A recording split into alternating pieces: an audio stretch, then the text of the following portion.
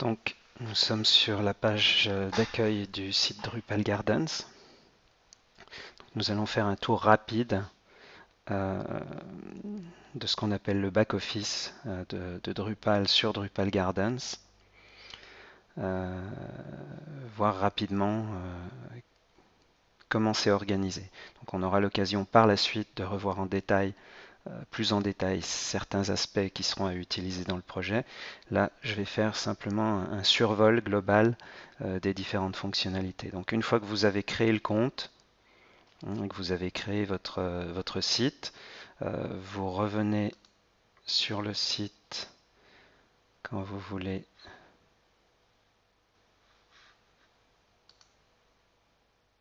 La condition, voilà.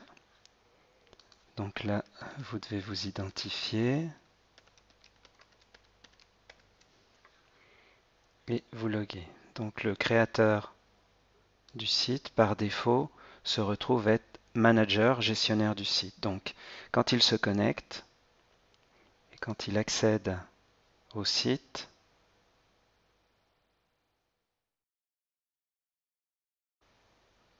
il va avoir accès en fait.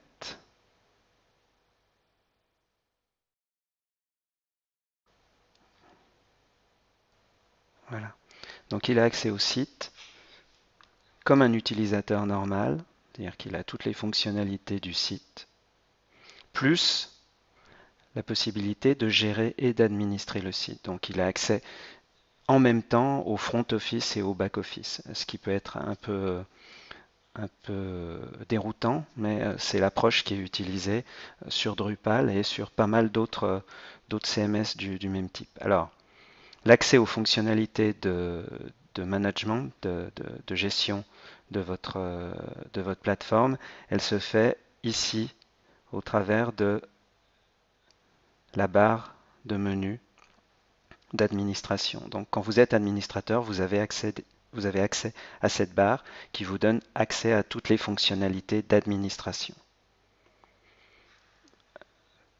Plus ici l'accès à de l'aide sur Drupal Gardens.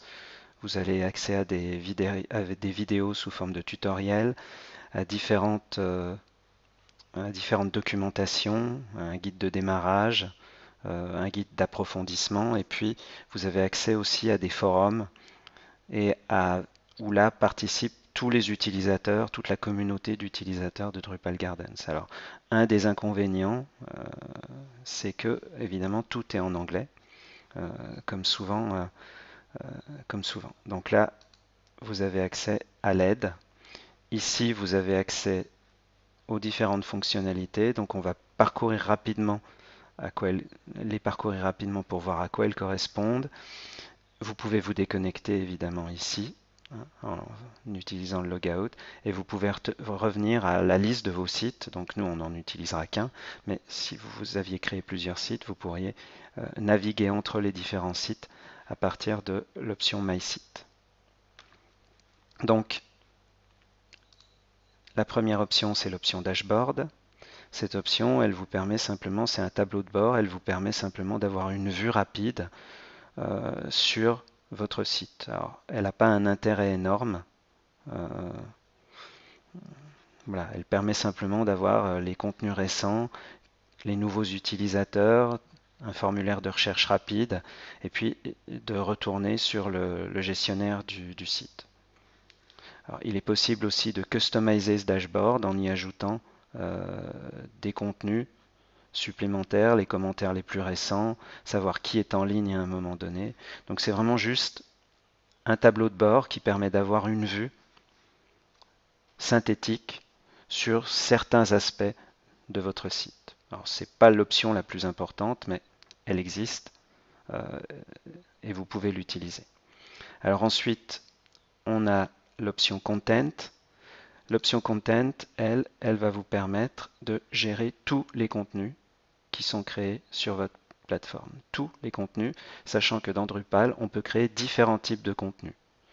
Vous avez des exemples ici, un type de contenu article, un type de contenu photo, un type de contenu galerie, alors qui correspond à la façon dont ma plateforme est définie. Chacun peut, alors par défaut, il y a un certain nombre de contenus qui existeront sur votre plateforme Drupal. Vous pouvez les effacer, vous pouvez les modifier et vous pouvez en créer des nouveaux. Donc là, vous avez accès à tout ce qui a été créé et vous avez évidemment toutes les possibilités de sélectionner dans ces contenus et de leur appliquer, de les dépublier, de les effacer. Enfin, il y a tout un ensemble de fonctionnalités qui vous permet, à vous en tant qu'administrateur, de gérer directement les contenus. Et vous avez en fait tous les accès, y compris d'effacer un utilisateur, d'effacer un contenu en tant qu'administrateur de la plateforme. Alors, il y a les contenus, il y a les commentaires. Donc, tous les contenus peuvent avoir des commentaires. Alors, vous pourrez sélectionner après, quand vous créez un contenu, un type de contenu, vous pouvez choisir si vous autorisez ou pas les commentaires. Mais a priori, la possibilité d'avoir des commentaires pour chaque type de contenu existe. Donc ici, vous aurez aussi la liste et de la même façon, vous pourrez sélectionner et appliquer des actions aux commentaires, quel que soit le propriétaire ou quelle que soit la personne qui a créé le commentaire, vous pourrez intervenir. Et puis, on traite à part ici ce qu'on appelle les médias, les fichiers médias, qui vont être justement tous les fichiers, pour nous, qui vont correspondre à toutes les photos qu'on va déposer sur la plateforme. Donc tous les fichiers médias sont traités à part, parce qu'en fait ils sont pas intégrés. Alors ils sont associés, on peut les associer au contenu, mais le fichier image lui-même, ou le fichier vidéo, ou le fichier son, il va être stocké à part sur le disque du serveur. Il ne sera pas stocké dans la base de données, il sera stocké à part dans la base de données pour un contenu, une collection de photos par exemple. On va avoir la liste des fichiers qui font partie de la collection, on ne va pas avoir directement les fichiers qui vont être stockés dans la base de données. Donc les fichiers médias, eux, les fichiers images, les fichiers vidéo, les fichiers sont stockés à part et ils sont aussi gérables à part depuis ce formulaire et vous pouvez éventuellement ajouter directement des contenus depuis cette interface, bien que ce ne soit pas l'objectif ici. L'objectif, ça va être de créer des utilisateurs, des types d'utilisateurs qui vont pouvoir déposer, contribuer sous forme de collections de photos. Ces collections de photos, on va leur associer un ensemble de métadonnées. Et donc, en fait, on va créer un type de contenu. Ce type de contenu, permettra de stocker une collection de photos plus un ensemble de métadonnées. Donc, ce type de contenu et ces métadonnées seront à définir en fonction du thème que vous aurez attribué, que vous aurez choisi pour votre plateforme. Donc voilà pour les contenus. La partie structure, elle permet justement de structurer le site. Vous allez pouvoir définir et contrôler les blocs. Alors les blocs, les types de contenus. Donc vous allez créer, avant de créer des contenus, il faut créer des types de contenus. Ces types de contenus, c'est là où en fait on va définir qu'on va créer un type de contenu recette. Ce type de contenu recette contiendra une collection d'images plus des métadonnées supplémentaires qu'on devra définir ici. On peut aussi définir des menus, donc choisir des menus, faire ce qu'on appelle des vues, c'est-à-dire faire des sélections simples sur les contenus qui sont dans la base de données, lister toutes les photos par ordre de date par exemple.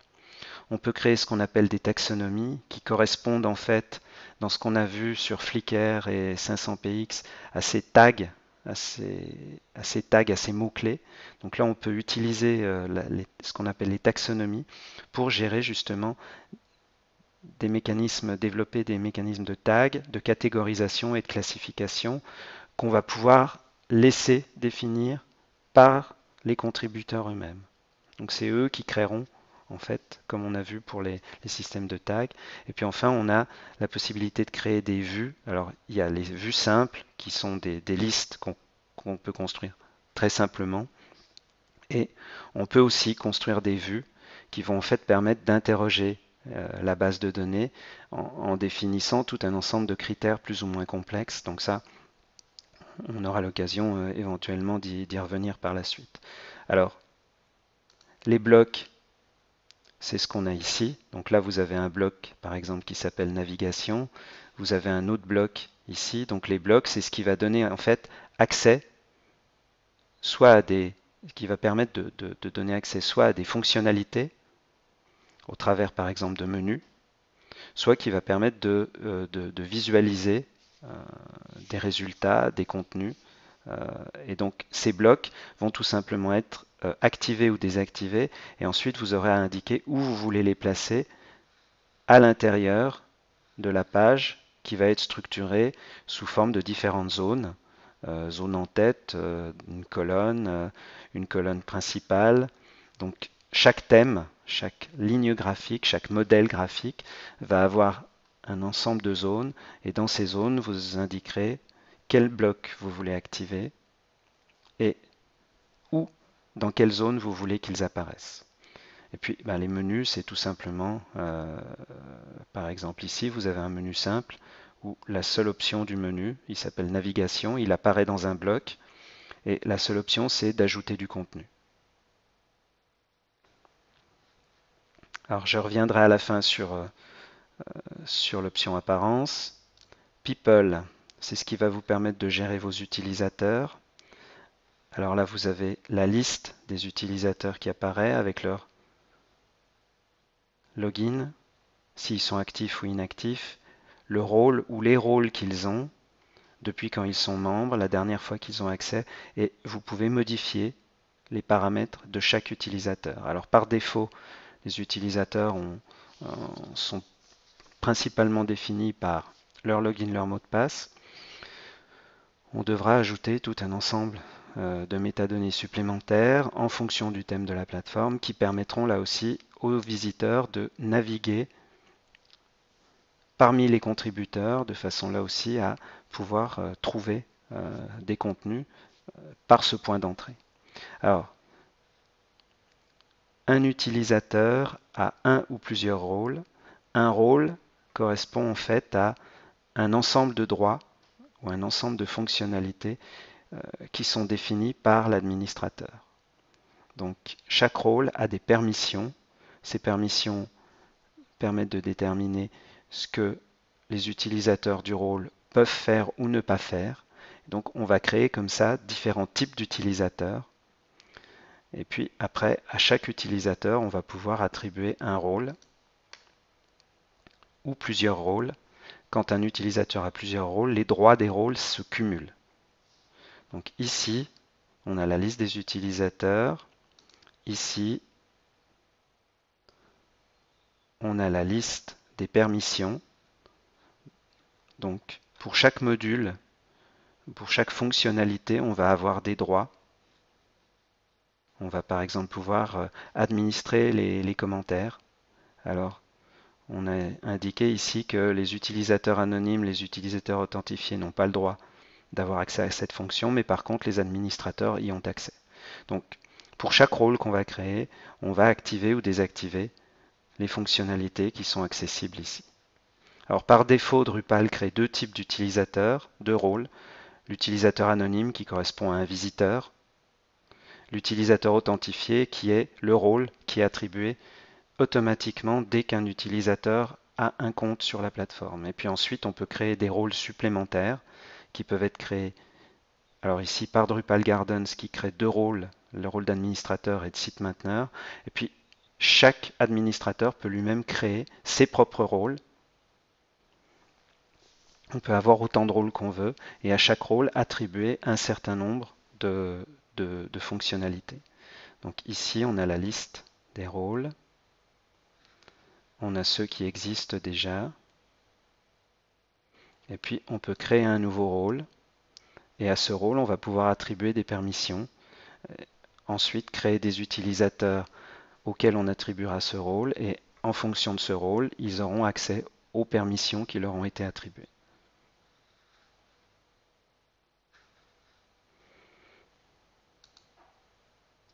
L'option module permet de gérer les modules. Alors les modules, Drupal est composé d'un ensemble de modules. Chaque module réalise un certain nombre de fonctionnalités. Et donc en fait, le principe de Drupal, c'est d'avoir un module de cœur, un core, qui est indiqué ici, qui regroupe les fonctionnalités de base. Et puis ensuite, on peut rajouter des modules supplémentaires en fonction des besoins. C'est ce qui permet, entre autres, d'utiliser Drupal dans tout un tas de contextes intéressants et puis d'en faire soit un blog, soit une plateforme de vente à distance. Justement, on a un système de base qui est composé des modules qui se trouvent dans le cœur, qui peuvent être activés ou désactivés. Et puis, on va pouvoir ajouter des modules supplémentaires, complémentaires, qui sont accessibles depuis le site drupal.org, qui sont développés par la communauté des développeurs et des utilisateurs de Drupal. Alors, sur Drupal Gardens, il y a les modules du cœur qui sont définis, plus un certain nombre de modules facultatifs, mais qui sont prédéfinis, c'est-à-dire que vous ne pourrez pas rajouter des modules supplémentaires, vous pourrez simplement activer ou désactiver les modules qui sont proposés et mis à disposition par Drupal Gardens. Donc un module doit être activé ou désactivé. S'il est activé, il est accessible et on peut l'utiliser sur la plateforme. Si on le désactive, les fonctionnalités qu'il met en place sont tout simplement inaccessibles. Donc l'objectif, c'est à chaque fois d'activer ou de désactiver en fonction des besoins les modules qui réalisent les fonctionnalités dont on a besoin. Donc là aussi, on verra quels sont les modules dont on a besoin et ceux dont on n'a pas forcément besoin pour réaliser notre plateforme.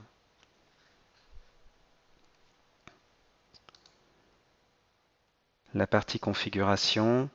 Alors, on va configurer un ensemble d'éléments. On va pouvoir définir par rapport aux utilisateurs des settings générales, c'est-à-dire quels sont les paramètres par défaut de tous les comptes qui sont créés. On va pouvoir définir comment les commentaires qui sont déposés sur la plateforme sont notifiés aux utilisateurs. Donc ça, c'est pour la partie people, utilisateur. On va pouvoir avoir aussi un certain nombre de configurations générales par rapport à la création de contenu. Tout ce qui va permettre les outils anti-spam qui vont permettre de modérer et de filtrer les contenus et d'éviter qu'il y ait des spams qui soient déposés sur la plateforme. Quel format de texte on va autoriser et quel profil pour les éditeurs Visivig, pour les éditeurs Visivig de contenu, on va définir. On va aussi avoir un certain nombre de paramètres liés aux médias, c'est-à-dire à tous les contenus multimédia, images, vidéos, photos. Quels sont les types qu'on va utiliser, comment est-ce qu'on va pouvoir browser et naviguer dans ces médias, quel style d'image, et puis les paramètres généraux des galeries. Alors, vous n'avez pas forcément actuellement les mêmes options de configuration que moi. Ça dépend en fait des modules que vous avez activés ou pas activés encore pour le moment. Mais au fur et à mesure, je vous indiquerai de quel module on a besoin et donc vous verrez que petit à petit, vous aurez quelque chose qui ressemblera à ce que moi j'ai actuellement sur mon écran. On a aussi un ensemble de paramètres de configuration liés à la recherche et aux métadonnées pour les recherches sur le site, donc des paramètres globaux. Des paramètres globaux aussi par rapport aux langues et à la localisation, par exemple, dans quel fuseau horaire on est, des paramètres qui vont permettre de définir la time zone par défaut, le pays par défaut, le langage par défaut, et puis éventuellement d'avoir un... Alors, ce type de CMS permet aussi d'avoir des interfaces multilangues et donc de permettent d'avoir une interface qui puisse être traduite dans différentes langues. Alors les derniers, ici on a encore tout ce qui concerne le système, les informations générales, le nom du système, voilà. On va avoir les actions, l'exportation, les tâches de maintenance qui sont exécutées périodiquement pour mettre à jour la plateforme, des paramètres liés aux interfaces utilisateurs, tout ce qui est avatar, c'est-à-dire les petites photos qui sont associées à chaque utilisateur, la gestion des thèmes, et en particulier du thème de l'administration, du thème graphique. On a des options liées au développement. On peut optimiser un certain nombre de performances en activant ou désactivant certains paramètres. On peut mettre le site en mode maintenance quand on fait des modifications. Alors l'avantage d'un site comme Drupal, c'est qu'on peut dynamiquement le modifier, c'est-à-dire activer, désactiver des modules, rajouter des nouveaux types de contenus, rajouter des rôles d'utilisateurs en cours de production. C'est un type d'outil qui se prête tout à fait à ce type de développement. Donc on peut développer continuellement en fait une plateforme. Euh, une idée, c'est quand vous faites des développements, des modifications, vous la mettez en mode de maintenance, ce qui évite que les utilisateurs se connectent pendant ce temps-là. Et puis on a un certain nombre de services web. Alors, qui sont principalement la possibilité de publier les contenus sur la plateforme sous forme de flux RSS auxquels les utilisateurs peuvent s'abonner.